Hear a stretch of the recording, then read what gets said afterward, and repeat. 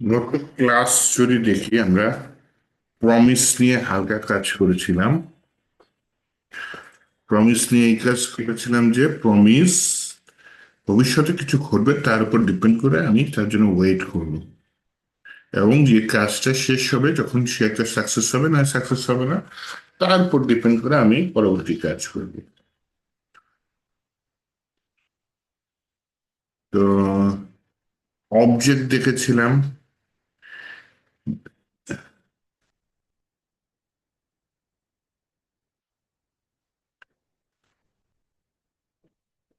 অবজেক্টের আপনার হচ্ছে গিয়ে আহ, ভেতরে স্ট্রিং টাইপের ডাটা, নাম্বার টাইপের ডাটা, ফাংশন টাইপের ডাটা, অ্যারে টাইপের ডাটা, এমনকি অবজেক্টের ভিতরে অবজেক্ট টাইপের ডাটা নিয়ে দেখেছিলাম। আর হচ্ছে গিয়ে একটা অ্যারের ভিতরে অ্যারে অফ অবজেক্ট, এটা নিয়েছিলাম। এটা জেসনে কনভার্ট করা যেতে পারে, অ্যারে অফ জেসন হয়ে যাবে। হ্যাঁ, জেসন ডাটা কি? জেসন ডাটা হচ্ছে যে অবজেক্টের ডাটা স্ট্রিংইফাই ভার্সন হচ্ছে জেসন বলা যায়। অ্যারে অফ জেসন লিখে রেখেছি, আচ্ছা যাই হোক। এই যে আপনার এইটা জেসনটা হচ্ছে আপনার শেয়ার করা যায়, এপিআই এর মাধ্যমে শেয়ার করা যায়। মানে রিকোয়েস্ট এইচটিটিপি রিকোয়েস্টের মধ্যে যায়, আবার হচ্ছে গিয়ে ডাটা আপনার ব্রাউজারের টেম্পোরারি মেমোরি, যেটা ব্রাউজারের মধ্যে আমরা দেখেছিলাম লোকাল স্টোরেজ আছে, সেশন স্টোরেজ আছে, তারপর হচ্ছে গিয়ে কুকি আছে। সেই সব জায়গায় জেসন টাইপের ডাটা স্ট্রিংইফাই, মানে যা অবজেক্ট যেটা সেটাকে স্ট্রিংইফাই করে, হ্যাঁ, সুন্দর মতো রেখে দেওয়া যায়।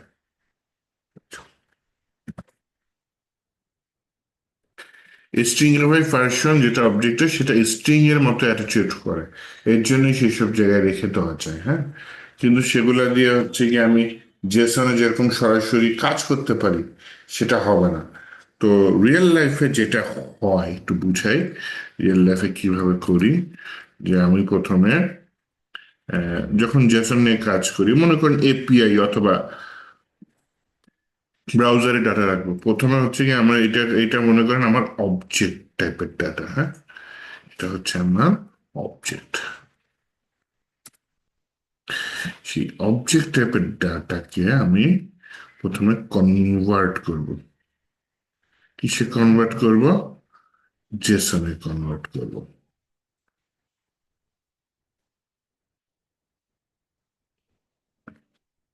জেসনে কনভার্ট করে তারপর আমি সেটাকে, আমার যদি কোনো কিছুর ভিতরে রাখা লাগে, মনে করেন ব্রাউজারের মেমোরি হোক, এপিআই হিসেবে সেন্ড করা হোক, সেই মেমোরিতে বা ব্রাউজার মেমোরি মনে করেন কুকি অথবা storage, local storage, session storage,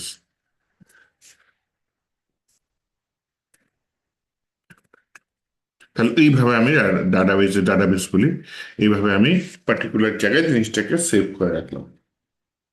তো আবার যখন ভবিষ্যতে আমার লাগবে জিনিসটা, তো স্টোরেজ থেকে হতে পারে বা অন্য কোনো জায়গায় হতে পারে, তো আমাকে সেটা কি করতে হবে? মনে করেন আমি কাজ করব। তো প্রথমে আমার এই স্টোরেজ থেকে জেসন ডাটাটা গেট করতে হবে। হ্যাঁ, গেট করে সে কি গেট করবো? Jason data. কিন্তু সেই জেসন ডাটায় আমি সরাসরি কাজ করতে পারবো না। জেসন ডাটা স্ট্রিং এর মতো অ্যাটিটিউড করে। হ্যাঁ, তো সেই জেসন ডাটাকে আমি আবার অবজেক্টে কনভার্ট করে নেব। জেসন ডট স্ট্রিংইফাই দিলে যেরকম অবজেক্টকে স্ট্রিং এ কনভার্ট করা যায়, ঠিক তেমনি জেসন ডট পার্স এই ফাংশনের মাধ্যমে জেসন ডাটাকে আমি আবার অবজেক্টে কনভার্ট করে নিতে পারবো। হ্যাঁ, এইটা কখন লাগবে? দুই ক্ষেত্রে আমি বললাম, আরো ক্ষেত্রে লাগতে পারে। দুই ক্ষেত্রে ইম্পর্টেন্ট, বেশি ইউজ হয়। একটা হচ্ছে ব্রাউজারের স্টোরেজে, আর একটা হচ্ছে আপনি ওই যে এপিআই বানাবেন, সার্ভার থেকে ক্লায়েন্ট সাইডে ডাটা আসবে, ক্লায়েন্ট সাইড থেকে রিকোয়েস্ট যাবে সার্ভারে, এই যে রিকোয়েস্ট সেন্ড রিসিভ হচ্ছে, এটা আমি জাভাস্ক্রিপ্ট অবজেক্ট দিতে পারবো না। এখানে আমার এই যে জেসন ডাটা কনভার্ট করে হিট করতে হবে। হ্যাঁ, যেহেতু জেসনে কনভার্ট করে আমি ডাটাতে হিট করতেছি, তখন যখন ডাটাটা ফেরত আসবে বা কোথাও যদি আমি রিসিভ করবো, তখন জেসনটাকে অবশ্যই অবজেক্টে, জাভাস্ক্রিপ্ট অবজেক্টে কনভার্ট করে দেন আমার কাজ করতে হবে।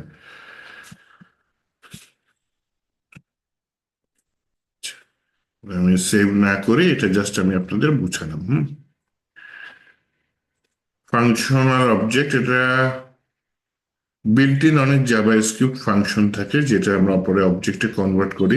সেই কনসেপ্টটা যাতে আপনার ক্লিয়ার হয়, এর জন্য এই ফাংশনাল অবজেক্ট জাস্ট আমি তৈরি করেছি। হ্যাঁ, রিয়েল লাইফে আমি ফাংশনাল অবজেক্ট কম ইউজ করব, কিন্তু এটা একটা ভাব থেকে যাবে, এটা একটা স্মেল থেকে যাবে। কারণ কি, জাভা স্ক্রিপ্টের কিছু জিনিস আমি ইউজ করবো ফাংশনাল অবজেক্ট, ফাংশন টাইপের থাকবে, সেটাকে দেখবেন আমি নিউ কিওয়ার্ড ইউজ করে অবজেক্টে কনভার্ট করে। জাভা স্ক্রিপ্টের built in function new keyword, new new এই কিওয়ার্ড ইউজ করে সেগুলো আমি অবজেক্টের মতো ব্যবহার করব। তো সেই কনসেপ্টটা যাতে বুঝেন, সেই জন্যই জাস্ট আমি সেদিন এটা টাইপ করে দেখাইছি। হ্যাঁ, অ্যাসিঙ্ক অ্যাওয়েট এটা নিয়ে কাজ করেছিলাম। তো এইটা অ্যাসিঙ্ক্রোনাস মানে হচ্ছে গিয়ে আপনার সিনক্রোনাস ওয়ে কি, মানে লাইন বাই লাইন কাজ করার সোজা বাংলা হচ্ছে 1 নম্বর লাইন কাজ করবে, তারপর 2 নম্বর লাইন, তারপর 3 নম্বর লাইন, এটা হচ্ছে সিনক্রোনাস। অ্যাসিনক্রোনাস হচ্ছে কোনো লাইনে যদি কাজ করতে দেরি হয়, পরবর্তী লাইনের কাজগুলো চলে আসবে, যখন সেই লাইনের কাজটা হয়ে যাবে দেন সেটা আপনাকে রান হয়ে যাবে। এটাই হচ্ছে আপনার অ্যাসিনক্রোনাস ওয়ে। আচ্ছা,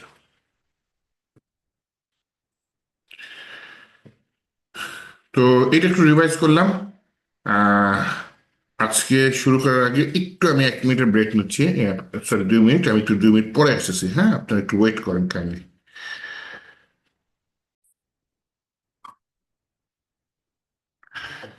আচ্ছা,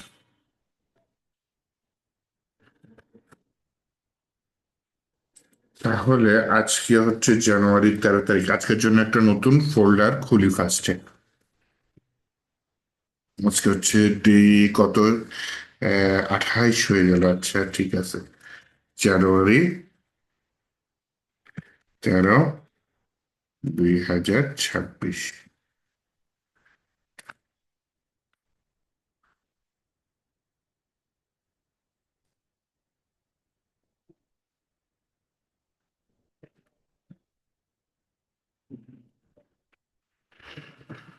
আচ্ছা, প্রথমে একটা ফাইল নিয়ে দিই।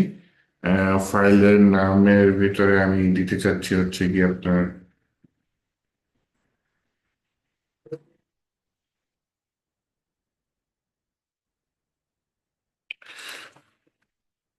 কি দেওয়া যায়,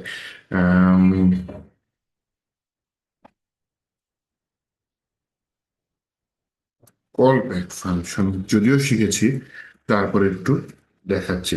গত ক্লাসে একটা সমস্যা ছিল যে আমি কল ব্যাক ফাংশনের ভিতরে কি বলে প্যারামিটার পাস করলে মানে বের করতে পারতেছিলাম না কিভাবে দেওয়া উচিত অ্যাকচুয়ালি। হ্যাঁ, বা মাথা কাজ করছিল না ওই মুহূর্তে। এবার আমি একটা ফাংশন তৈরি করব, সে প্যারামিটার হিসেবে একটা কল ব্যাক ফাংশন নিবে, দেন সেই ফাংশনটা যখন আমি কল করব, ওই কলব্যাক ফাংশনের ভেতর কিছু প্যারামিটার পাস করা হবে, সেই প্যারামিটার গুলা সে নিয়ে কাজ করবে, এরকম কিছু। হ্যাঁ, তাহলে প্যারামিটার থাকবে কোথায়, আমার কলব্যাক ফাংশনের ভেতরে। এই ফাংশনটা কি করবে, ওই কলব্যাক ফাংশনের প্যারামিটারকে প্রভাবিত করবে।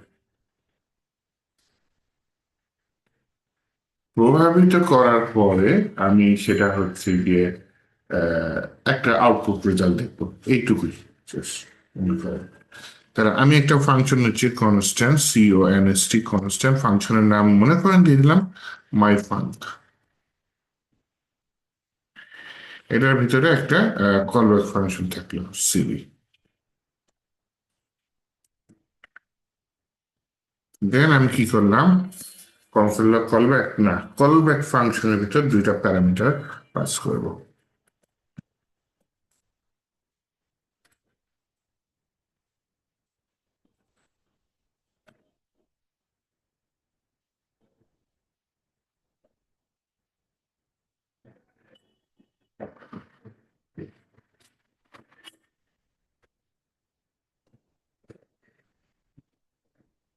সেই দুইটা প্যারামিটারের ভ্যালু আমার হাতে থাকবে না, এই ফাংশন নির্ধারণ করে দিতে হবে, ঠিক আছে? তাহলে আমি এটার ভিতরে দুইটা প্যারামিটার মনে করে আমি নিই কনস্ট্যান্ট ই সমান সমান, আচ্ছা, নাম্বার ওয়ান সমান সমান 5 আর নাম্বার টু সমান সমান 10।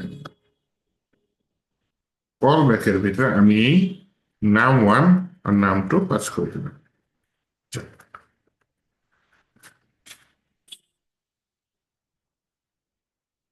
আমি যখন এই ফাংশনটা কল করব, তখন দেখেন কল ব্যাক ফাংশন, আমি যে মাই ফাংশনের নাম কি,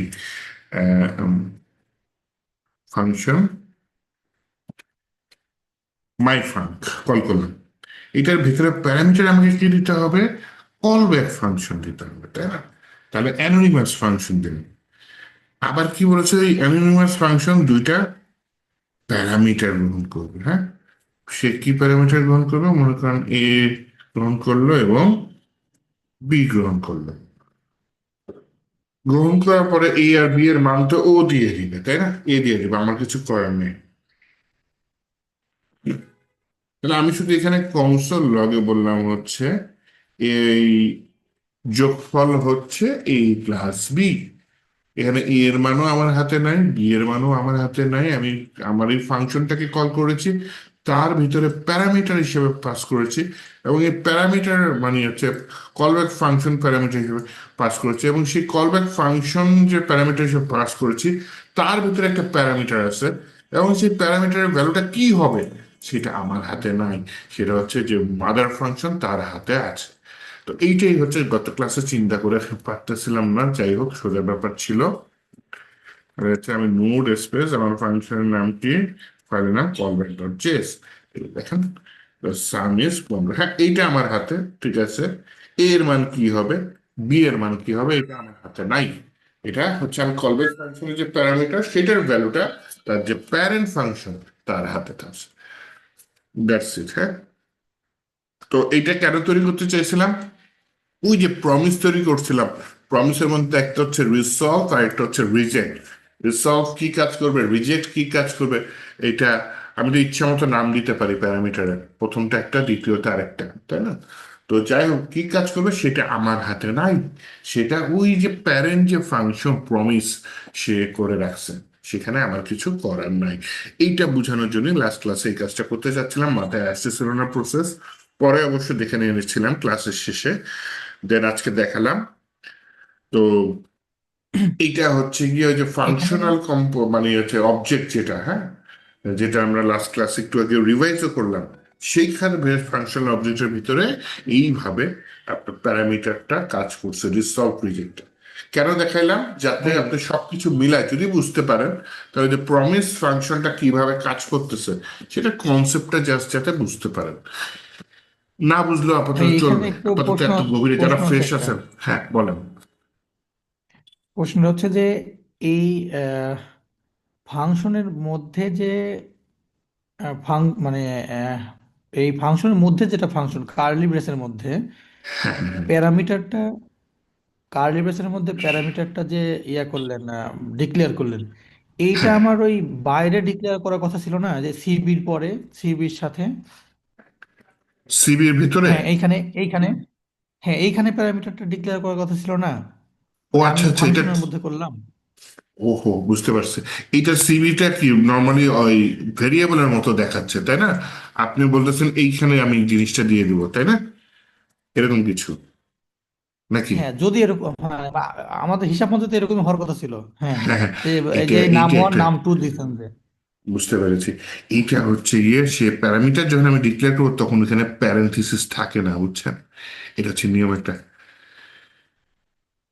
এই সিবিটা কি, সিবিটা একটা, আমি কিন্তু নর্মাল কি বলে ডাটাও পাস করতে পারতাম, তাই না? এবিসি পাস করতে পারতাম, কিন্তু পাস করছি কি ফাংশন। এই ফাংশনটা অ্যাকচুয়ালি এখন কোথায় গিয়ে বসতেছে, এই সিবির মধ্যে বসতেছে। জিনিসটা অ্যাকচুয়ালি এরকম হচ্ছে, হ্যাঁ। পিছনে পিছনে সিনটা কি হচ্ছে, পিছনে হচ্ছে সিবি প্যারামিটারের মধ্যে গিয়ে বসতেছে কি এই ফাংশনটা। বুঝাতে পারছি? তখন সিবিটা ভেতরে আচ্ছা। ফাংশনের মধ্যে অ্যাটিটিউড করতেছে। আর আপনি যদি এই সিবির মধ্যেই প্যারেন্থেসিস দিয়ে দেন তাহলে তো নিয়মের পর মানে হয়ে গেল, তাই না? মানে ঝামেলা হয়ে গেল। পিছনের সিনটা হচ্ছে এরকম, এখানে আপনি প্যারামিটারে যা লিখবেন, আর এটাকে বলে আর্গুমেন্ট। হ্যাঁ, ফাংশন কল করার সময় যা লিখছি সেটা কি আর্গুমেন্ট, ফাংশন ডিফাইন করার সময় যা লিখেছি সেটা হচ্ছে প্যারামিটার। পিছনের সিনটা ঘটে হচ্ছে প্যারামিটারের ভেতরে গিয়ে আর্গুমেন্টটা অ্যাসাইন হয়ে যায়। হ্যাঁ, পিছনের সিনটা হচ্ছে এটা। তো ফাংশনের ভিতর নর্মালি কিছু অ্যাসাইন কি করেছি আমরা, এরকম কিছু করি নাই, কিন্তু ভেরিয়েবল টাইপের জিনিসের মধ্যে অ্যাসাইন করেছি, তাই না? এর জন্য জিনিসটা এরকম করছে আর কি। কোশ্চেনটা নাইস, হ্যাঁ, এটা অবশ্যই। আমার তো এটা তো একটা ফাংশনের মতো হওয়ার কথা না। এটা হচ্ছে সিবিটা আমার হচ্ছে গিয়ে এই প্যারামিটার, যেহেতু এখানে আমি প্যারেন্থেসিস দেই না, প্যারামিটারের ভিতর প্যারেন্থেসিস দেওয়ার মানে পিছনের সিনটা তো এখন বুঝলেন যে পিছনে কি ঘটতেছে। তো সেই জন্য অ্যাকচুয়ালি এটা ভেরিয়েবলের মতো কাজ করে এখানে। বলতে পারেন লেট জিনিসটা নাই, হ্যাঁ, লেট সিবি জিনিসটা নাই, কারণ প্যারামিটার তো ভেরিয়েবলের মতো, ভেরিয়েবল না। বা কনস্ট্যান্ট বলতে পারেন এখানে, বা var বলতে পারেন, হ্যাঁ, var সিবি। তাও ভুল হয়ে যায়, কারণ প্যারামিটারে এই কিওয়ার্ডটা লাগে না। এটা এমনি ভেরিয়েবলের মতো কাজ করে, এবং এইটার ভিতরে আর্গুমেন্ট যেটা দিবেন সেটা গিয়ে বসবে, নিয়মটা হচ্ছে এরকম।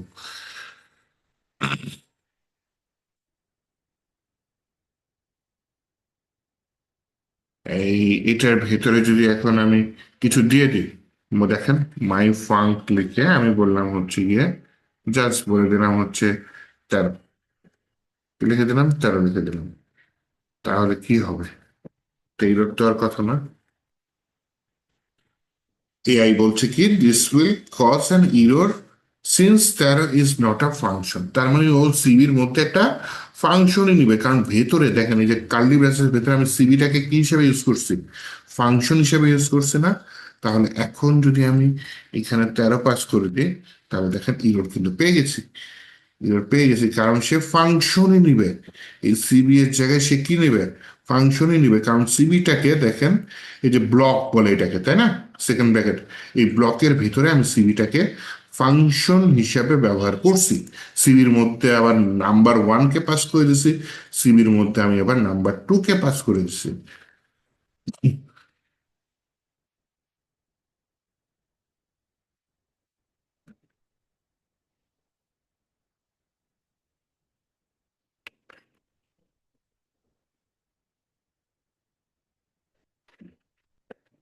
এই আর কি, আপনি যদি এখানে চান যে না স্ট্রিং নাম্বার টাইপের ডাটা পাস করবেন, তাও কিন্তু পাস করতে পারেন। দেখেন এইখানে একটা দিলাম প্যারামিটার n1, সেকেন্ড প্যারামিটার দিয়ে দিলাম n2, থার্ড প্যারামিটারকে সিবি। তো n1 এর মান আমি বললাম কেউ যদি কোনো মান না দেয় তাহলে n1 এর মান হবে 0, ডিফল্ট। n2 এর মান কেউ যদি মান না দেয়, n2 এর মান হবে কি 0। এখানে কিন্তু সমান সমান ইউজ করা যাবে, কারণ ওই যে বিহাইন্ড দ্য সিন এটাই ঘটে। আচ্ছা, তাহলে আমি নাম্বার 1-এ বললাম কেউ যদি কোনো ডাটা পাস না করে তাহলে n1 হবে, কেউ যদি ডাটা পাস না করে তাহলে n2 হবে। আচ্ছা, উম, তাহলে আমি এখানে মনে করেন দিয়ে দিলাম কি দেওয়া যায়, প্রথম ডাটাটা দিয়ে দিলাম নাল দিব, নাল। দ্বিতীয় ডাটাটা দিয়ে দিলাম নাল। তৃতীয় ডাটাটা দিয়ে দিলাম যে নাম্বার অফ ডেটা 0। এটা কমেন্ট করে দিই। হ্যাঁ, ভুল বলতে ভুল জায়গায় দিচ্ছি, কনসোল লগে হবে না তো। এটা কোথায় যাবে? এই জায়গাটায় যাবে। প্রথম ডাটাটা নাল, দ্বিতীয় ডাটাটা নাল, তৃতীয় ডাটাটা আমার যে কল ব্যাক ফাংশনটা, সিবি যেটা। তো আমি নিচেরটা একটু ক্লিয়ার করি, সিএলএস যদি ক্লিয়ার করি, এখন আমি এটা একটু হিট করি যে node space callback dot JS hit করি, দ্য সাম ইজ 0 পেয়ে গেছে। তাহলে প্রথমটা আমি নাল পাস করছি, তার মানে n0-এর ভিতরে যেটা আছে n1 সেটা পাওয়া যাবে। দ্বিতীয়টা আমি নাল পাস করেছি, তাহলে n2 এর মান 0 সেটা পাওয়া যাবে।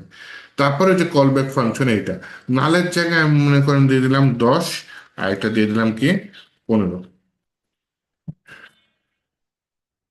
তখন যদি আমি এটা দিয়ে দিই যে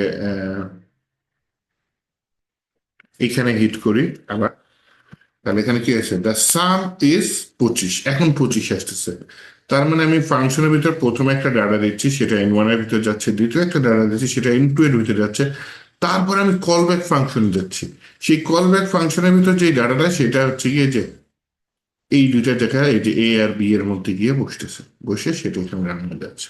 তাহলে দেখেন সিবি থেকে এখানে কিন্তু কোনো প্যারেন্ট, এটা কিন্তু নিয়ম, হ্যাঁ জাস্ট। তাহলে নাইস কোশ্চেন করছেন, অনেক সুন্দর একটা জিনিস খেয়াল করছেন যে আমি নর্মাল স্ট্রিং বা ইন্টিজার যেভাবে পাস করতেছি, ফাংশনও তো সেভাবেই পাস করতেছি, তাই না?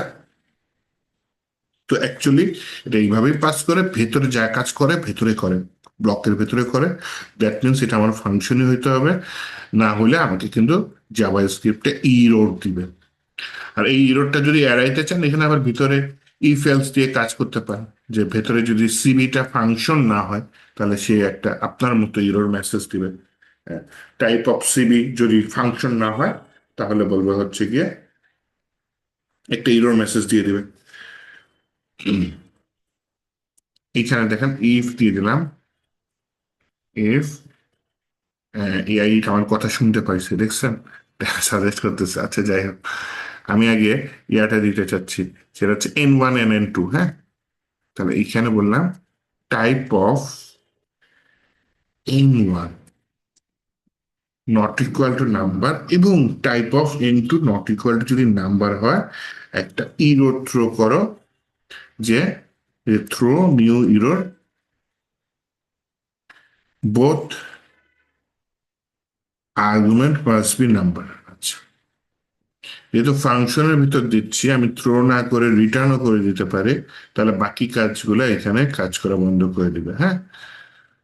তাহলে আমি থ্রো ইরোর আপনাদের আপাতত বাদ দিই, আমি এটা রিটার্ন করে দিব, যে ভাই জিনিসটা তুমি রিটার্ন করে, আই টি ইউ রিটার্ন করে দাও এটা। দেন আবার বলি, যদি আমার ফাংশনটা নিয়ে কাজ করি, হ্যাঁ, ওটা শেষ। এলসিফও বলতে পারি, আবার আলাদা করে ইফ এলসিফ বলতে পারি, ইফও বলতে পারি। এলসিফ টাইপ অফ সিভি যদি আমার কি হয়, ফাংশন না হয়, third argument must B A function, এরকম একটা ডাটা চ্যালেঞ্জ করবো। দেন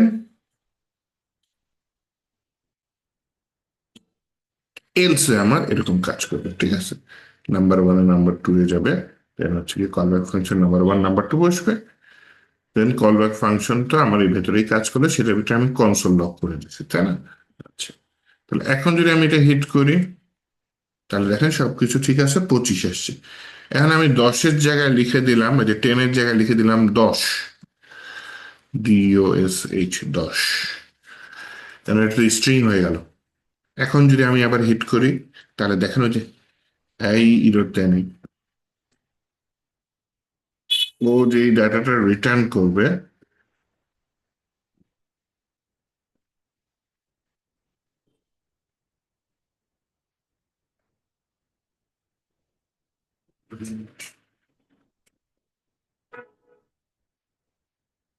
এ তো রিটার্ন করতেছে না।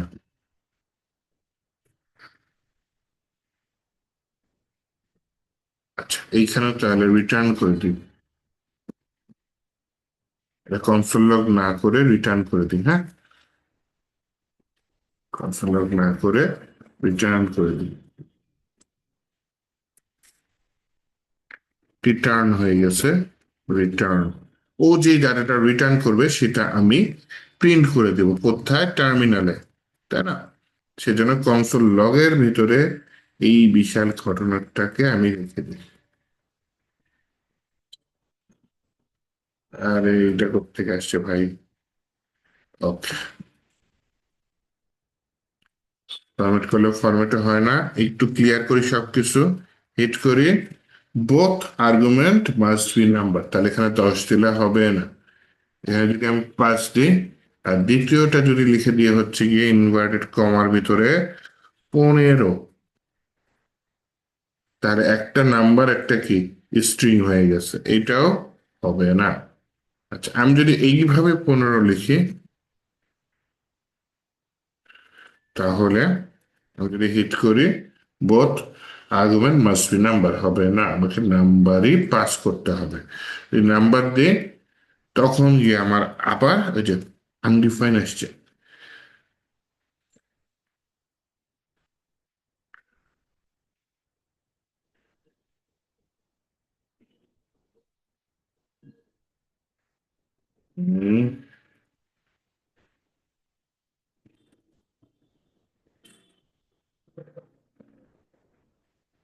এ প্লাস বি ডাইরেক্ট,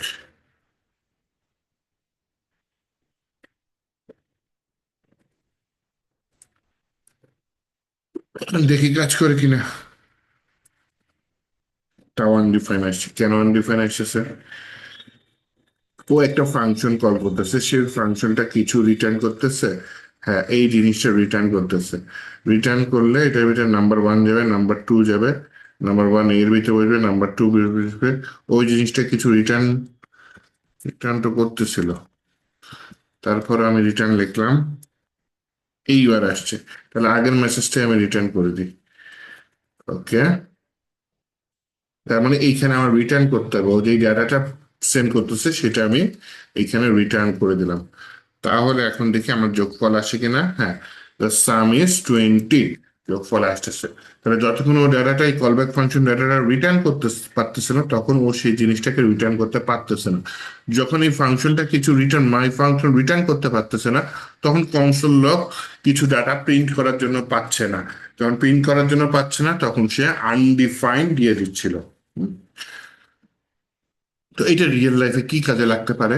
একটু যদি এগুলা কনসেপ্ট, যত আপনার প্রবলেম সলভিং এর কনসেপ্ট করবেন, যত প্র্যাকটিস করবেন, তত হচ্ছে গিয়ে আপনার প্রোগ্রামিং ল্যাঙ্গুয়েজটা সম্পর্কে আপনার ধারণা ক্লিয়ার হবে। যত ধারণা ক্লিয়ার হবে, আপনি তত নিজে নিজে কাজ করতে পারবেন। আমি তো কিছু ছোট ছোট কাজ জাভাস্ক্রিপ্টে করে দেখাবো সামনে, সমস্যা নেই। কিন্তু আমি দেখানোর পরে আপনাকে নিজে নিজে করতে হবে না ভবিষ্যতে? তো তখন আপনি কিভাবে করবেন? এই ল্যাঙ্গুয়েজটা সম্পর্কে যদি ক্লিয়ার ধারণা না থাকে, তাহলে আপনি নিজে নিজে কিছু তৈরি করতে পারবেন না। এবং সেই ক্লিয়ার ধারণা করতে গেলে আপনার এরকম বিভিন্ন টাইপের জিনিস নিয়ে প্র্যাকটিস করে করে করে করে কনসেপ্ট গুলা ক্লিয়ার করতে হবে। রিটার্নের কনসেপ্ট, ফাংশনের ভেতরে কল ব্যাক ফাংশনের কনসেপ্ট, প্যারামিটার আর্গুমেন্ট কিভাবে পাস করতেছি, অবজেক্ট, এগুলো সব কনসেপ্ট গুলা ক্লিয়ার করতে হবে। আচ্ছা, আর ডম ডম ডম শুরু করতে হবে আমাদের। ডমে শুরু করার সময় হয়ে আসছে, আমরা অনেক কিছু দেখে ফেলছি জাভাস্ক্রিপ্টের। ডম শুরু করার আগে একটা ওয়েবসাইট দেখেন। হ্যাঁ, এরকম আরো ওয়েবসাইট আছে, কোড ফোর্স আছে, তারপর হচ্ছে গিয়ে লিট কোড, এরকম আছে। আমি যেটা দেখাচ্ছি সেটা হচ্ছে বি ক্রাউড, BCROWD। এটার কাজ কি? এটার কাজ হচ্ছে আপনার বিভিন্ন ধরনের প্রবলেম দিবে, সেই প্রবলেমটা আপনাকে সলভ করে সেখানে অ্যান্সার করতে হবে। এবং প্রবলেম সলভিং এ যদি আপনি এক্সপার্ট হন, এটা আপনাকে ভালো জব পেতে যথেষ্ট হেল্প করবে। বিভিন্ন জায়গায় ন্যাশনাল ইন্টারন্যাশনাল লেভেলের কম্পিটিশন হয় প্রবলেম সলভিং এর উপর। তো আগে আপনাকে একটা ল্যাঙ্গুয়েজের উপর ভালো দক্ষতা অর্জন করতে হবে, তারপর আপনার বিভিন্ন ল্যাঙ্গুয়েজ আছে প্রবলেম সলভিং এর জন্য। আপনি যে ল্যাঙ্গুয়েজ এক্সপার্ট, সেই ল্যাঙ্গুয়েজ দিয়ে প্রবলেমটা সলভ করে দিবেন। হ্যাঁ, আচ্ছা। তো এইখানে বিগ ক্রাউড একটা ওয়েবসাইট, এখানে প্রচুর প্রবলেম সলভিং আছে। আপনি একটা একটা করে এই প্রবলেম সলভিং গুলা সলভ করতে পারেন। এই বিগ ক্রাউডটা দেখানোর কারণ হচ্ছে এটা বিগিনার ফ্রেন্ডলি। আর বাকি যেগুলো বললাম হচ্ছে লিড কোড আছে, কোড ফোর্স আছে, এগুলো একটু অ্যাডভান্স লেভেলের, কিন্তু ওগুলা ইন্টারন্যাশনাল লেভেলের। সেখানে যদি আপনি ভালো করতে পারেন, হুম, ভালোভাবে যদি এআই ছাড়া নিজে নিজে প্রবলেম সলভ করতে পারেন, অটোমেটিক জবের অফার চলে আসবে। হ্যাঁ, আচ্ছা। আপনার যে লগইং এ আপনি ট্যালেন্ট হিসেবে লগ ইন করতে চাচ্ছেন। হ্যাঁ, তো এখানে ইমেল পাসওয়ার্ড দিতে বলতেছে। আমার এখানে সম্ভবত আমি গিট হাব দিয়ে লগ ইন করতে পারি। গিট হাব দিয়ে আমি লগ ইন করে ফেলেছি। এই ওয়েবসাইটটা দেখতে পাচ্ছি, উপরে একটা বার আছে, নিচে অনেকগুলো অপশন আছে। সেই বারের মধ্যে আপনার দেখেন একটা অপশন আছে হচ্ছে প্রবলেমস। এই প্রবলেমসে চলে যাবেন। সেখানে বিভিন্ন লেভেলের প্রবলেম আছে, 1 2 3 4 5 6 7 8। হ্যাঁ, প্রথমে 8 নম্বর লেভেলে যায় না। এখন আগে থেকে এক্সপার্ট থাকলে যান, সমস্যা নেই। আহ, এই যে বিগিনার, এই বিগিনার 1 নম্বর, এটা একটু ঢুকি। তো ঢুকলে এই যে দেখেন এখানে কিছু প্রবলেম আছে, যেগুলো প্রবলেম আপনি সলভ করবেন সেগুলোর পাশে পাশে এরকম টিক চিহ্ন দেওয়া থাকবে। তো এই প্রবলেম সলভ করার জন্য বিটক্রাফট এই প্রবলেম মনে করেন, হ্যাঁ এটা সিম্পল প্রবলেম, দেখেন কি বলছে, হ্যালো ওয়ার্ল্ড প্রিন্ট করো। ক্লিক করলেন, এইখানে হচ্ছে গিয়ে আমি হচ্ছে ডিফল্ট হচ্ছে পিএইচপি দিয়ে রাখছি, এর জন্য আমার ল্যাঙ্গুয়েজটা পিএইচপি সিলেক্ট করা আছে। আপনি এখানে ল্যাঙ্গুয়েজ চেঞ্জ করে দিতে পারেন। হ্যাঁ, আমরা জাভা স্ক্রিপ্ট শিখছি তাই না, তাহলে আমি জিনিসটা এই যে টাইপ স্ক্রিপ্ট দরকার নেই, অ্যাডভান্স লেভেলের জাভা স্ক্রিপ্ট এটা বলতে পারেন টাইপ স্ক্রিপ্ট। আমরা শুধু জাভা স্ক্রিপ্ট দেখি, কটলিনো আছে, এই জাভা স্ক্রিপ্ট আছে, জাভা স্ক্রিপ্ট অনেকগুলো ভার্সন আছে সমস্যা নেই। তো এইখানে দেখেন ওই বাম সাইডে থাকবে প্রবলেম, ডান সাইডে এই কোডিং এর স্টাইলে এখানে আপনার প্রবলেমটা সলভ করতে হবে। এখানে কি বলেছে, এখানে বলেছে welcome to Bitcraft, your first program is any programming language. আমাদের যে কোনো প্রোগ্রামিং ল্যাঙ্গুয়েজের প্রথম কাজটা কি, হ্যালো ওয়ার্ল্ড এটা প্রিন্ট করা তাই না।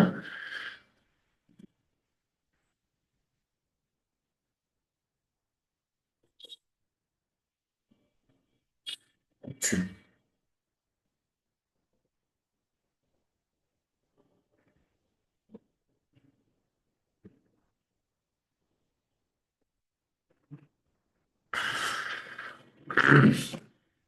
তাহলে আমার এই হ্যালো ওয়ার্ল্ডটা প্রিন্ট করতে হবে। তো পাশে অনেক কিছু দিয়েছে, হ্যাঁ ডান সাইডে দেখেন অনেক কিছু দিয়েছে। তো একটা কিছু ইম্পর্টেন্ট না, কেটে দিই এই মুহূর্তে, ভবিষ্যতে ইম্পর্টেন্ট, কারণ ও আমাকে যে কোডগুলা প্রোভাইড করবে টেস্ট করার জন্য বিভিন্ন ফাইল আকারে হিট করবে, হ্যাঁ সেই ফাইলগুলোর কোডগুলো রান করার জন্য এই যে ইনপুট নিব, ইনপুট দেওয়ার পর লাইন বাই লাইন ডাটাগুলো দিবে, সেগুলো ওই যে অ্যারেতে কনভার্ট করে লাইনের উপর ডিপেন্ড করে লাইন্স, মানে আমি অ্যারেটা পাই গেলাম দেন সেই অ্যারের উপর কাজ করবো, ওটা ভবিষ্যতে।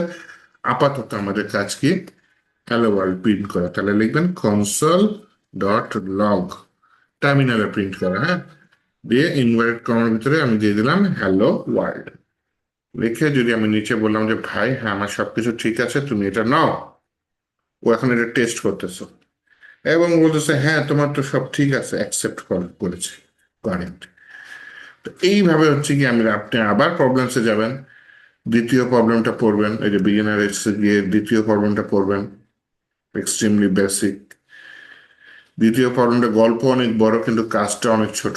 হুম, আমি এখানে জাভা স্ক্রিপ্ট দিয়ে দিই, এই আসলে কেন টাইপ করি নেয় না, কাটছি পর এখন টাইপ করি, এখন নিচ্ছে জাভা স্ক্রিপ্ট বলেছে দুইটা ভেরিয়েবল রিড, টু ভেরিয়েবল, দুইটা ভেরিয়েবল পড়ো, নেম নাম কি এ এবং B, and make the sum মানে যোগফল বের করো of this two variable, assigning is result to the variable X, আমি এর ভেরিয়েবলটা এক্স টার ভিতরে অ্যাসাইন করবো। ওকে, অ্যাসাইন করার পর print x as show below, আমার নিচের মতো এক্সটাকে প্রিন্ট করতে হবে, print in the line after the result, otherwise you will get কি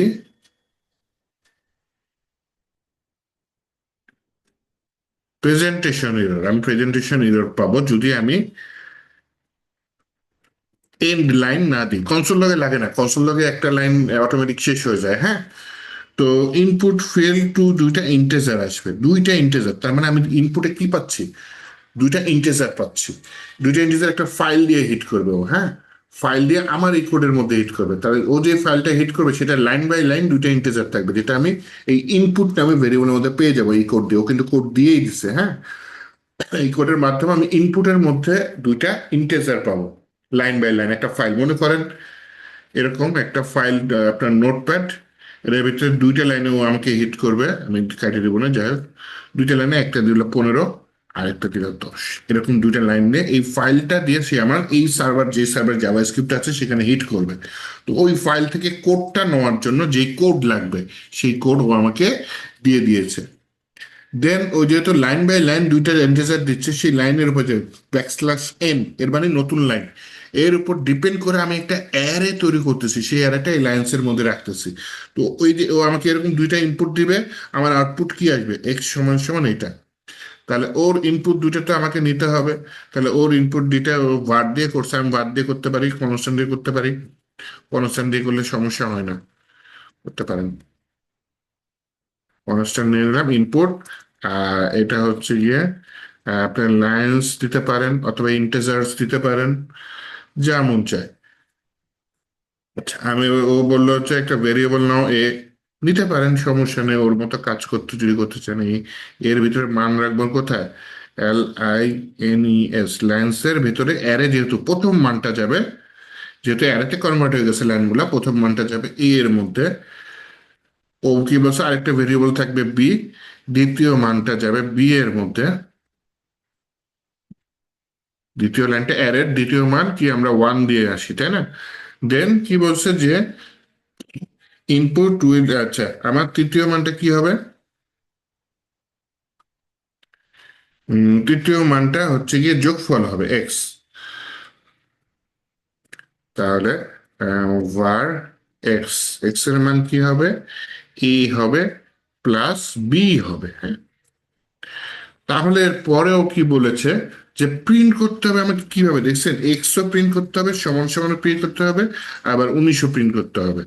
তাহলে এরকম করতে পারি যে আমি কনসোল ডট লগ এইটা লিখে বললাম হচ্ছে কি টেমপ্লেট লিটারাল লিখে দিলাম। এখানে আমি কি করলাম, যে আমার এক্স হবে বড় হাতের এক্স, সমান সমান সাইনটা থাকবে। তারপর হচ্ছে গিয়ে আমার ওই যে ভেরিয়েবল এটা দিয়ে দিই, ডলার সাইন কই গেল, সব আসে, মরার ডলার সাইন আসে না। আচ্ছা, দিয়ে দিলাম ডলার সাইন। তারপর হচ্ছে প্যারেন্থিসিস লিখলাম, লিখে আমার ওই মানটা কি, বড় হাতের এক্স, তাই না? এটার ভিতরেই তো আমার ভ্যালুটা আছে, তাই না? এটার ভিতরে এ আর বি আছে, তাই না? এটা এক্স এর মধ্যে। এটা পারলে আরো ছোট করলে, তাড়াতাড়ি কোড রান করলে বেটার হয়। আমি আপনাদের বোঝানোর জন্য জিনিসটা ভেঙে ভেঙে করলাম। তো এই আউটপুটটাই চাচ্ছে। বানান টানান ভুল না থাকলে, সবকিছু ঠিক থাকলে আমি যদি এটা সাবমিট দিই, ও চেক করতেছে আমি ঠিক করেছি কিনা, ঠিক করেছি কিনা। রং অ্যান্সার, রং অ্যান্সার পাইছে, হ্যাঁ। ও, এই যে দেখছেন, স্ট্রিং আকারে চলে যাচ্ছে জিনিসটা, পাশাপাশি বসে যাচ্ছে। এডিট এন্ড রিসাবমিটে আমি ক্লিক করলাম, তাহলে জিনিসটা লাইন ওয়ান ও একটা স্ট্রিং আকার অ্যাকচুয়ালি এরকম হচ্ছে, যে ও যদি লাইন ওয়ান সমান সমান 15 হয়, তা এ এর মান এরকম, আমি একটু টাইপ করে দেখাই। এ এর মান হয়ে যাচ্ছে এরকম, যে ইনভার্টেড কমার ভিতরে 15। হ্যাঁ, এটা শর্টকাট আছে, ফাংশন আছে, বিল্ট ইন ফাংশন আছে, সেটা হচ্ছে পার্স ইন্টিজার। এটা যদি দেন লাইন জিরোটা, সেটাও হতে পারে। আবার শুরুতে প্লাস চিহ্ন দিলে এটা একটা শর্টকাট, প্লাস চিহ্ন দিলে কাজ করবে, ঠিক আছে। আমি কি বলছি, PARS, পার্স INT, এটা একটা বিল্ট ইন মেথড।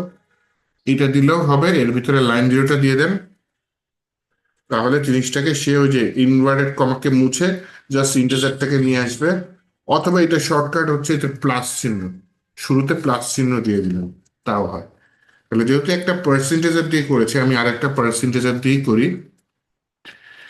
তো আগে বেসিক নিয়মে করব, পরে তো আমি শর্টকাটে করব, তাই না? আগে আপনি শিখবেন, ইংলিশ যদি শিখেন, I am a good boy, প্রথমে এরকম শিখবেন। দেন শর্টকাট শিখবেন, আই অ্যাম কে আম বলবেন, আম আ গুড বয়, তাই না? শর্টকাটটা পরে, আগে হচ্ছে কি আমরা বেসিকটা শিখি। ঠিক তেমনি যে পার্সেন্টেজের হচ্ছে বেসিক, বেসিকটা লিখলাম, শিখলাম, ওকে। এরপরে দেখবো হচ্ছে গিয়ে, হ্যাঁ, লাইনের আগে প্লাস চিহ্ন দিলেই আমার পার্সেন্টেজটা লিখা লাগতেছে না, ঠিক আছে। দেন হচ্ছে শর্টকাটটা, ওকে। যাই হোক, আমি এখন এটা রান করে দেখাচ্ছি। সাবমিটে দিই, সাবমিট দিই, আয় আয় বাবা, টিপ দিয়ে যা, এটাতে হয়ে যায়। এই run time error, run time error দিচ্ছে, ইরোর রয়েছে, তাহলে কি আমার পার্সেন্টেজের বানান ভুল দিয়েছি, হ্যাঁ। আর দেখছেন, এই সিম্পল এসে দুইটা দেখেছি। আয় হ্যাঁ, আই আমি লিখছি ছোট হাতের, কেমন নামটা লিখছিলাম বড় হাতে, ছোট হাতের হইলো কেমনে, লিখেছি বড় হাতের হয়ে গেল ছোট হাতে, দেখছেন। এখানে বলেছে 35 সেকেন্ড ওয়েট করো। এই সুযোগে আমি আমার VS কোডও পার্সেন্টেজারের কাজটা করে নিই, হ্যাঁ। যেমন N1টা ইনভার্টেড কমার ভিতরে দিলেও যাতে অ্যাকসেপ্ট করে।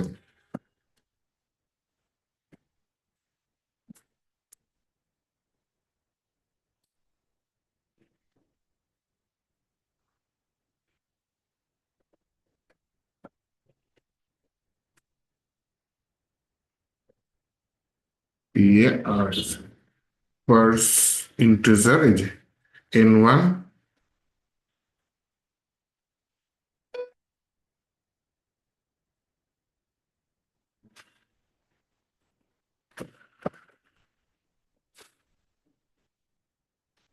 এরকম করা যায়। টাইপ অফ ইউজ করলাম, type of parse integer n1 not equal to number, type of parse integer n2 not equal to number. তাহলে এইটা করলে এখানে কি হবে, আমি যদি এই 15টা ইনভার্টেড কমার ভেতরে দিই, সেভ করলাম, এখন যদি এটা রান করি, ইস নাম্বার চলে আসছে কিন্তু পাশাপাশি চলে আসছে, তো এটা কোনো কথা? তাহলে এইখানে যে শর্টকাটে প্লাস চিহ্ন দিয়ে দিতে পারি, প্লাস চিহ্ন দিতে পারি, অথবা পার্সেন্টেজের মধ্যে আমি এটা লিখে দিই, পার্সেন্টেজের ভিতরে লিখে দিই। তাহলে হ্যাঁ 20 চলে আসছে। তার মানে ইনভার্টেড কমা দিলেও ও তখন একসেপ্ট করতেছে। এটা হচ্ছে এই পার্সেন্টেজারের কাজ। দেখছেন, প্রবলেম সলভিং করতে গিয়ে নতুন জিনিস চলে আসলো, যদিও দেখিয়েছিলাম হয়তো পার্সেন্টেজের, যাই হোক। এখন এটা একটা ইম্পর্টেন্ট ফাংশন, পার্সেন্টেজের প্রচুর ইউজ হয়। এটার জায়গায় আপনি প্লাস দিয়েও, শুরুতে প্লাস দিয়েও লাইনের শুরুতে কাজ করে ফেলতে পারতেন। যাই হোক, সাবমিট দিই। ও দেখতেছে সব ঠিক আছে কিনা, অ্যাকসেপ্টেড। তাহলে এইভাবে হচ্ছে গিয়ে আমার জিনিসটা কাজ করলো।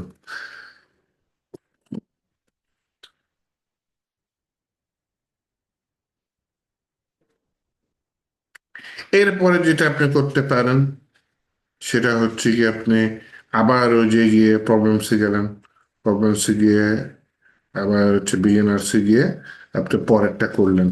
এইভাবে পড়ে পড়ে পড়ে পড়ে যত বেশি প্রবলেম সলভ করবেন, তত বেশি আপনার জাভাস্ক্রিপ্ট সম্পর্কে ধারণা স্ট্রং হবে, প্রোগ্রামিং সম্পর্কে ধারণা আরো স্ট্রং হবে। তবে সাধারণত এরকম এই 1-2 মাস প্রোগ্রামিং শিখে প্রবলেমে কেউ আসে না। আগে 5-6 মাস মিনিমাম প্র্যাকটিস করেন, প্র্যাকটিস করার পরে কিছু বুঝেন, আয়ত্তে আসুক, দেন হচ্ছে গিয়ে আপনি এখানে প্রবলেম সলভিং করতে আসেন। বিগ ক্রাউড আছে, আর কি বললাম, লিড কোড আছে, হ্যাঁ, LEET লিড কোড, হ্যাঁ, ইন্টারন্যাশনাল প্রবলেম সলভিং ওয়েবসাইট, এখানে করতে পারেন। এর উপরে একটা আছে, সেটা কোড ফোর্স, সম্ভবত কোড ফোর্স, এটা প্রচুর পপুলার কোড ফোর্স। এমনকি হচ্ছে কি, ওই যে এআই আছে না ডিপসিক, সেটার যে মালিক, সেই কোড ফোর্সের অনেকটা টপ প্রবলেম সলভার মানে সলভ করেছে এখানে, হ্যাঁ, টপের মধ্যে আছে, যে এখানে টপের মধ্যে আছে না, টপের মধ্যে সেও আছে। তো যাই হোক, আপনার হচ্ছে কি এখানে প্রবলেম, এখানেও প্রবলেম আছে। এখানে আপনার রেজিস্টার করে লগ ইন করতে হয়, এখানে আমার অ্যাকাউন্ট আছে। যাই হোক, এই প্রবলেমগুলোর আবার হচ্ছে গিয়ে আপনি নিতে পারবেন। এইখানে আবার ওইখানে বিগিনার টিগিনার ওগুলো কিছু নেই, যে এখানে যে পাওয়ার চিহ্ন আছে না, এগুলো আপ ডাউন করে আপনি হাই লেভেল লো লেভেল এটা করতে পারেন।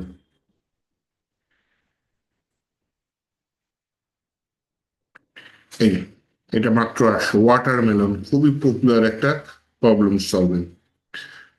সমস্যা হচ্ছে এগুলো আপনি এআই কে জিজ্ঞেস করলেও বলে দেয়, হ্যাঁ, এগুলো লিড কোডার কোড ফোর্সের প্রবলেম এত পপুলার যে আপনি এই যে প্রবলেমের নাম্বার ধরে যদি ওরা জিজ্ঞেস করেন, এআই কে জিজ্ঞেস করেন যে কোড ফোর্সের এই প্রবলেমটা কি আমাদের বুঝায় বলো, এরা পুরো সলভ করে দেয়। কিন্তু নিজে করাটাই হচ্ছে বেস্ট অপশন। পড়ে পড়ে বুঝে বুঝে নিজে নিজে করবেন। বিভিন্ন কম্পিটিশন আছে, ন্যাশনাল আর ইন্টারন্যাশনাল ইউনিভার্সিটি লেভেলের কম্পিটিশন আছে, সেগুলো অ্যাটেন্ড করবেন, তাহলে বিয়ে আপনি একটা কোর লেভেলের প্রোগ্রামার হবেন। তো যাই হোক, আমরা কিন্তু জাভা স্ক্রিপ্ট একটা জিনিস খেয়াল করে দেখেন, অনেকদিন ধরে শুধু শিখতেছি, কিছু বানাচ্ছি না, হ্যাঁ, কিছু বানাই নেই। আমরা বিগিনার লেভেলে শিখেছি, আমাদের সিলেবাসে যা যা আছে সেটা তো শিখেছি। এই কয়েকদিন ধরে আমি সিলেবাসের বাইরে শিখাই যাচ্ছি অ্যাডভান্স লেভেলের কিছু টপিক, তাই না? তো যাই হোক, আমরা আবার ফেরত যাব না, নেক্সট ক্লাসে আমরা যাই, সেটা হচ্ছে গিয়ে আমরা ডম ধরবো, হ্যাঁ, ডম। ডমটা কি? ডমটা হচ্ছে ডকুমেন্ট অবজেক্ট মডিউল। এই যে আমি যে এই এইচটিএমএল এর কোডটা না, এটাই আপনি ডম বলতে পারেন। ইন্ডেক্স ডট এইচটিএমএল নামে অনেকদিন পর ফাইল নিলাম, দেখে ভালো লাগতেছে নাকি? এইটাকে একটা মানে অবজেক্ট হিসাবে ধরে, জাভা স্ক্রিপ্টের অবজেক্ট হিসাবে, সোজা আমি সাপটা ভাষায় বুঝাচ্ছি, জাভা স্ক্রিপ্টের অবজেক্ট হিসাবে ধরে এটাকে হচ্ছে কি আমরা আহ, কাজ করব। এটার ভিতরে নতুন ডাটা পুশ করব, ইচ্ছা মতো এডিট টেডিট করব, ম্যানিপুলেট করব ডাটা। হ্যাঁ, সিএসএস আমি চেঞ্জ করে দেবো, স্টাইল চেঞ্জ করে দিব। তারপর হচ্ছে গিয়ে ইউজারের বিভিন্ন অ্যাকশনের উপর বিভিন্ন কাজ করব। এটাই হচ্ছে ডমের কাজ। তো আহ, এই ডমের কাজ মানে হচ্ছে বলতে পারেন জাভা স্ক্রিপ্ট আমরা কখন করব? যখন জাভা স্ক্রিপ্টের ভাষাটা কিছুটা শেখা হয়ে আসবে। জাভা স্ক্রিপ্টের ভাষা কিন্তু অনেক বড়, হ্যাঁ। আমরা যতখানি লাগবে মোটামুটি শিখেছি, আরো কিছু টপিক হয়তো করতে করতে চলে আসবে। তো আমরা ডমে ঢুকে যাই, ডমে ঢুকে ডম আমরা রিলেটেড কাজ করি, কারণ হচ্ছে প্র্যাকটিক্যাল তো কোর্স করতে হবে। একটা ভাষা শিখেই যাচ্ছি, ভাষাটা কিভাবে প্রয়োগ করব দেখতে তো হবে, তাই না? তো ডমের কাজটা আমরা যখন শিখবো তখন দেখবো যে এইচটিএমএল এ জাভা স্ক্রিপ্ট আমরা অ্যাকচুয়ালি কিভাবে অ্যাপ্লাই করতে পারি। আমরা যেমন এইচটিএমএল এর সাথে সিএসএস অ্যাপ্লাই করেছি, ডমের কাজটাও সেরকম, যে এইচটিএমএল এর সাথে কিভাবে জাভা স্ক্রিপ্ট অ্যাপ্লাই করে আমরা সেখানে কিছু কাজ করতে পারি। হয়তো টেক্সট চেঞ্জ করে দিলাম, কালার চেঞ্জ করে দিলাম, প্রচুর কাজ আছে ডমে, হ্যাঁ। আচ্ছা,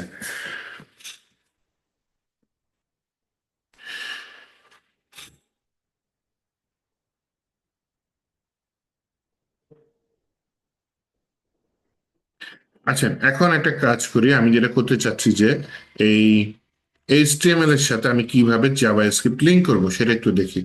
আমরা নর্মালি সিএসএস যখন লিঙ্ক করেছি, মনে করে দেখেন হেড ট্যাগের ভিতরে আমরা হচ্ছে টাইটেল ট্যাগ, এরপর হচ্ছে লিঙ্ক নামের ট্যাগ নিলাম, LINK কে লিঙ্ক লিখে এই লিঙ্কের ভিতরে কিন্তু আমরা যাবতীয় কাজ করতাম, তাই না? লিঙ্কের ভিতরে আমরা স্টাইল ডট সিএসএস সেগুলো ফাইল লিঙ্ক করে দিলাম। এটা সিএসএস লিঙ্ক করার নিয়ম। এটা আমার দরকার নেই, আমার দরকার জাভা স্ক্রিপ্ট লিঙ্ক করবো কিভাবে। হ্যাঁ, জাভা স্ক্রিপ্ট লিঙ্ক করার জন্য আমি প্রথমে এখানে স্ক্রিপ্ট নামে একটা ট্যাগ নিব। এখন মজার বিষয় হচ্ছে আমি চাইলে ফাইল না নিয়ে এখানে স্ক্রিপ্টের মধ্যেই জাভা স্ক্রিপ্ট কোড লিখে দিতে পারি। যেমন এখানে কনসোল লগের ভিতর কি লিখেছি? Hello world. ওকে, তাহলে এখন আমার কনসোল লগ এখানে আমি এই যে টার্মিনালে রান করব না। আমি যদি গো লাইভে যাই, আমার যে ওয়েব পেজটা ওপেন হবে, এই যে আমার সাদা একটা ওয়েব পেজ ওপেন হয়েছে, এইটাই রাইট বাটন ক্লিক করে ইনস্পেক্টে যদি চাই, আমি কনসোল নামে একটা ট্যাব পাবো।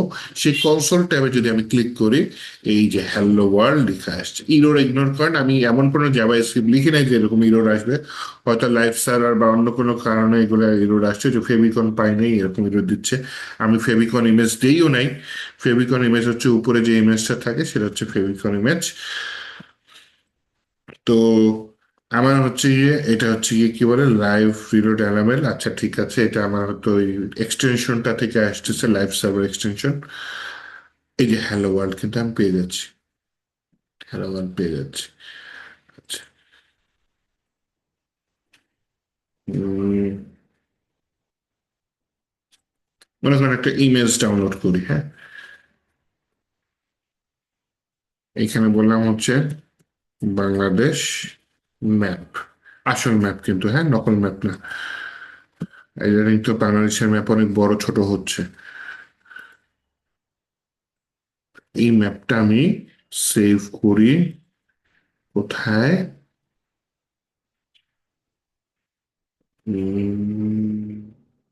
ওডম্যান বিডি 337।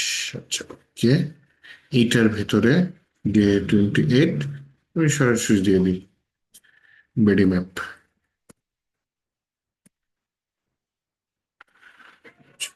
দেন আমি কি করলাম, এখানে বললাম হচ্ছে লিঙ্ক করতে চাচ্ছি।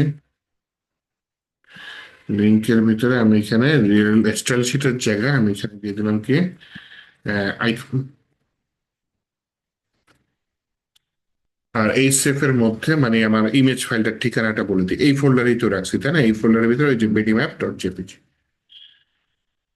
টাইপ টুইপ দেওয়ার দরকার নাই। যদি আমার ওয়েবসাইটে আসি, এইবার দেখেন উপরে ফেভিকন ইমেজটা পাইছে, পাইছে। এবং নিচে প্যান কমছে না, যে আমার ফেভিকন ইমেজ পাই না, ইরোরটা চলে গেছে। তো এটা হচ্ছে ফেভিকন ইমেজ, যেটা এইভাবে দেখানো হয়, যে উপরে কিভাবে আপনার মানে এখানে চাইলে আপনি ফেসবুকের ফেভিকন ইমেজটা এনেও ফেলে দিতে পারেন। তাহলে আমার এই ট্যাব দেখে অনেকে মনে করবে যে ফেসবুকের ট্যাব তৈরি করে ফেলছি। আচ্ছা। তো এই হ্যালো ওয়ার্ল্ডটা প্রিন্ট করে দেখাইলাম। এখন এটা আমি সরাসরি এখানে স্ক্রিপ্টের মধ্যে রাখছি। আমি যদি ফাইলের মধ্যে রাখি, তাহলে আমি একটা ফাইল নিয়ে নিই। যদিও আগের কলব্যাক ফাংশন আছে, কিন্তু না, ওই ফাইলটা এখানে কাজ করবে না। আমি একটা ফাইল নিয়ে নিই, মনে করেন main.js নামে একটা ফাইল নিই। সেটার ভিতরে কনসোল লগের ভিতরে বলে দিই হ্যালো ওয়ার্ল্ড, একটা আশ্চর্যবোধক চিহ্ন দিয়ে দিই। ওকে, দেন এই ফাইলটা আমি এখানে লিঙ্ক করতে চাচ্ছি। তাহলে এই টোটাল জিনিসটাকে আমি কমেন্ট করে দিই। কমেন্ট করে দেওয়ার পরে আমি বললাম হচ্ছে ভাই স্ক্রিপ্ট, এই যে সোর্স নামে একটা অ্যাট্রিবিউট নিব, তার ভিতরে হচ্ছে গিয়ে আমি main.js লিখে দেবো। হ্যাঁ, স্ক্রিপ্ট আগেরটা কিন্তু এসআরসি ছিল না। হ্যাঁ, এইটা এসআরসি আছে। এসআরসি মানে সোর্স, মানে কোথায় আমার ফাইলটা আছে। তাহলে এই পার্টটা বলে দিই, ডট স্ল্যাশ মানে কি, এই ফোল্ডারের ভিতরে main.js, ডট স্ল্যাশ মানে ইন্ডেক্স ডিরেক্টরি, বা আমি যে ফোল্ডারের ভেতরে আছি সেই ফোল্ডারের ভেতরেই। হ্যাঁ, তো তার ভিতরে main.js। তাহলে এখন যদি আমি এডিট করি, তাও কিন্তু যে কনসোল লগ আসছে। এখানে যদি কিছু চেঞ্জ করে দিই, আরেকটা কনসোল লগ করি, আর 2-3 বার কনসোল লগ করি, দেখবেন 3বার হ্যান্ডবল চলে আসছে। এইভাবে আমরা এইচটিএমএল এর সাথে জাভা স্ক্রিপ্ট মিলায় আমরা কাজ করব। তো এইচটিএমএল এর এই যে ডকুমেন্টটা, এটা আমরা এটার ভিতরে আমি জাভা স্ক্রিপ্ট প্রয়োগ করে এই এইচটিএমএল এর ডকুমেন্টটাকে অবজেক্ট হিসাবে গ্রহণ করে আমি ইচ্ছা মতো এডিট করব। এটাই হচ্ছে ডমের কাজ। এটা আর আজকে শুরু করতে চাচ্ছি না, এটা আমি নেক্সট ক্লাস থেকে ডমের কাজ শুরু করবো ইনশাল্লাহ। হ্যাঁ, দেন হচ্ছে ডমের কাজ শুরু করলে আমি কিছু প্রজেক্ট করতে পারবো। যদি কিছু প্রজেক্ট করতে পারি, তাহলে হচ্ছে কি আশা করি আপনাদের জাভা স্ক্রিপ্টের কনসেপ্টটা, বেসিক কনসেপ্ট ক্লিয়ার হয়ে যাবে। আমরা তখন একটু অ্যাডভান্স লেভেলের কাজ করবো না, রিয়াক্ট নিয়ে কাজ করবো না।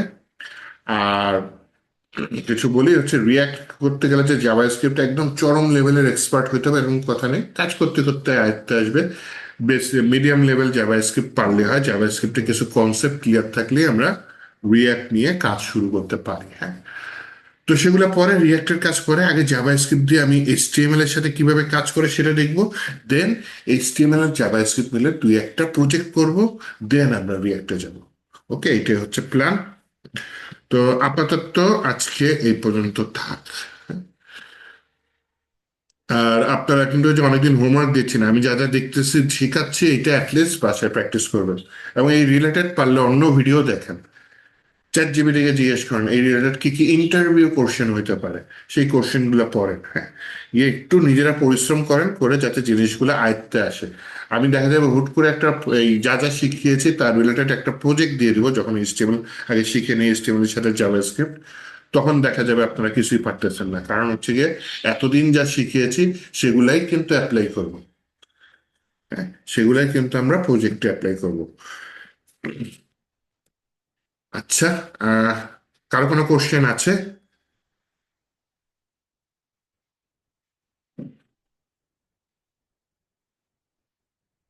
তাহলে হয় বুঝাইতে পারছে ঠিক মতো, না হয় কিছুই বুঝেন নাই। না বুঝলেও সমস্যা নেই, একবারে বুঝবেন এরকম কথা নাই। বারবার ভিডিও দেখেন, আমার ভিডিও হোক অন্য ভিডিও হোক, দেখেন। দেন হচ্ছে কি অবশ্যই জিনিসগুলা কনসেপ্টটা যাতে ক্লিয়ার হয়। হ্যাঁ, এটা হচ্ছে মূল কথা। ঠিক আছে, তাহলে ভালো থাকেন, আজকে এই পর্যন্ত থাক। আল্লাহ হাফেজ।